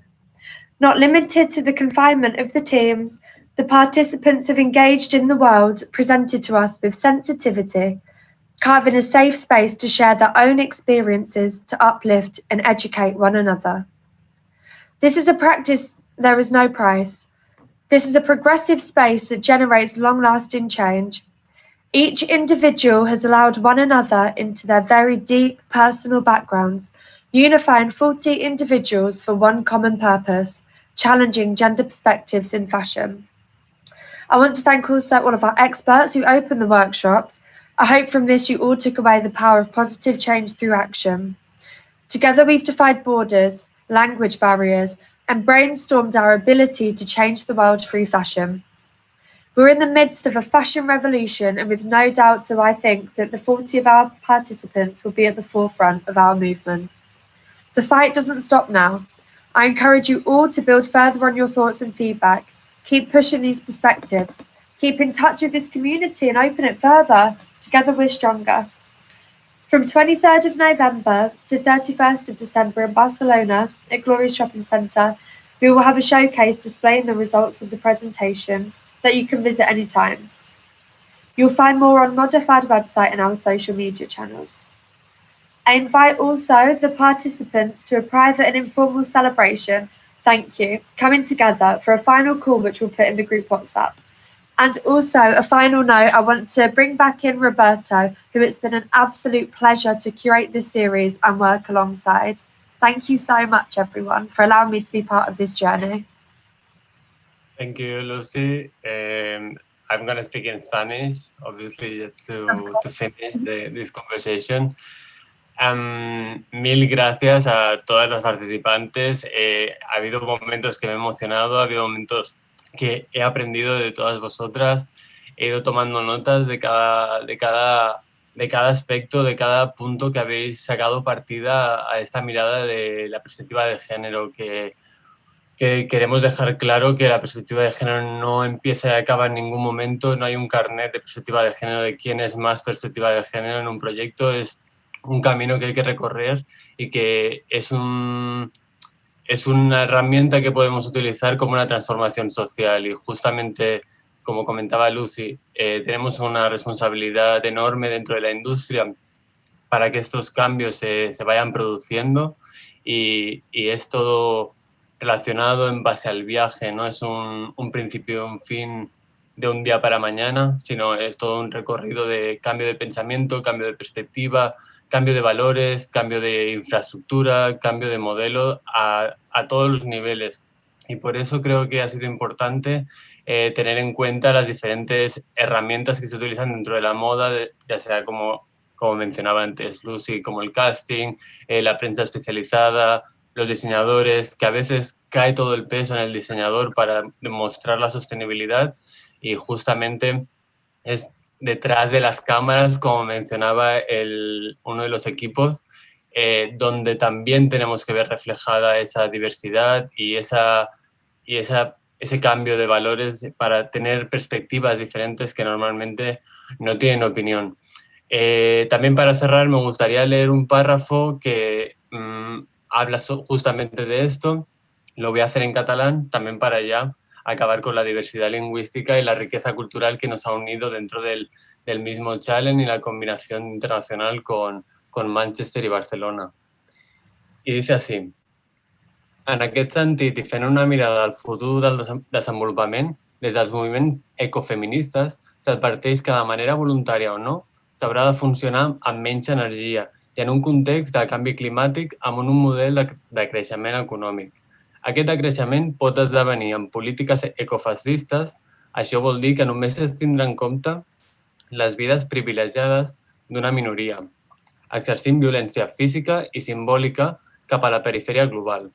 O entenem el desenvolupament, com diu Amaya Pérez Orozco, a partir de les resistències, de la penetració de la lògica d'acumulació a nous territoris, la desfiniciarització de l'economia, la lluita contra el dogma del dèficit zero, l'auditoria ciutadana del deute, la visibilització de les cures, la lluita contra el seu rol estereotipat de gènere ocult dins del sistema i el canvi d'indicadors del que significa desenvolupament de la humanitat.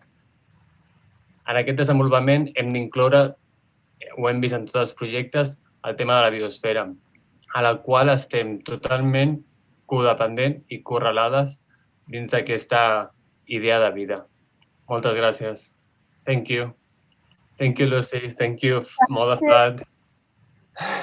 Everyone for making me participant of this experience again.